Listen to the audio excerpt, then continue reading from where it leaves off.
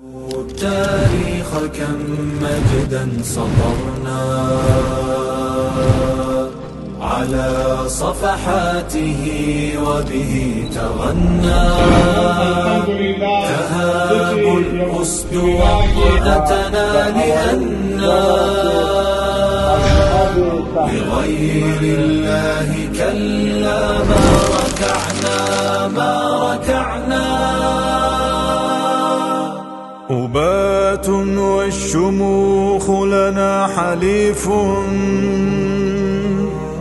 کوویو په اصل کې د کلمات ادارې دغه کوم سیمینار چې په لاره باندې اچولی واقع د ښوونکو لپاره ډیر مفید تمام سو، ځکه کله چې موږ تاسې علم خپله یوه ګاڼه وبلو، دلته د استادانو ښکلي کول په یو زیور او ګاڼه سره دغه ګاڼه او سینګار کولی شي چې دوی خپل زده کوونکي او محصلین هم په همدغه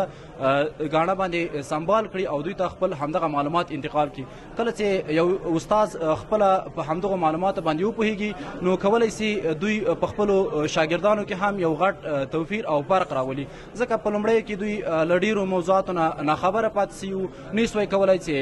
خپل شاګرد په څنګه هدف کېدلی سوی په همغه ډول باندې دوی وپوهوي. اوس خوشبختانه ویلی سو چې ښوونکي په همدغه علم باندې یا په دغه ګاڼه باندې دوی سنبال سول، کولی شي چې خپل زده کوونکي په ډېره اسانه طریقه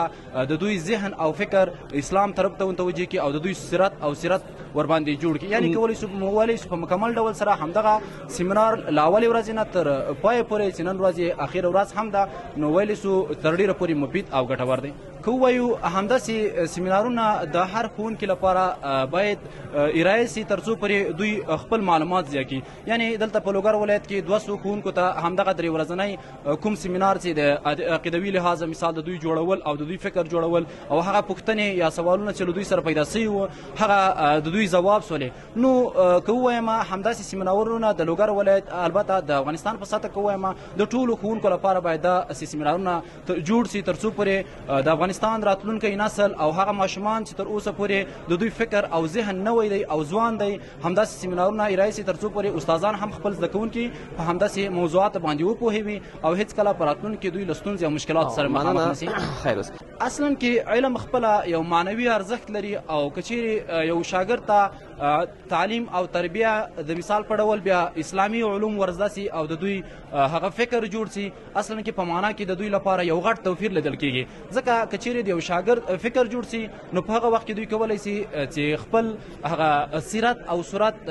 د اسلام یا د شریعت په هغه کوم قوانین چې یا کوم قواعد چې ټاکل سوي دي په همغو باندې دوی ځان برابر کړي. په اصل کې معنویت ته که تغییر ورکړل سي نو کولی سي یو شاګرد خپله سیرت او صورت هم د رسول الله برک په سنت باندې برابر کړي. مننه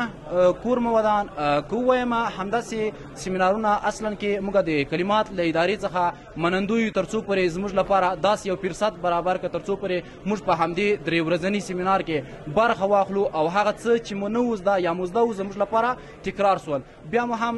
بله خاصه مننه د لوګر ولایت د شهري امریت څخه کو تر څو پورې زموږ لپاره داسې یو فرصت برابر کړه چې په هغه کې زموږ له نظره د معنا له نظره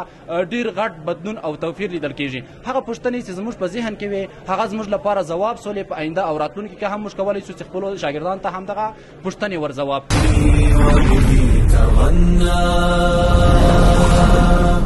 تهاب الأسد وطأتنا لأننا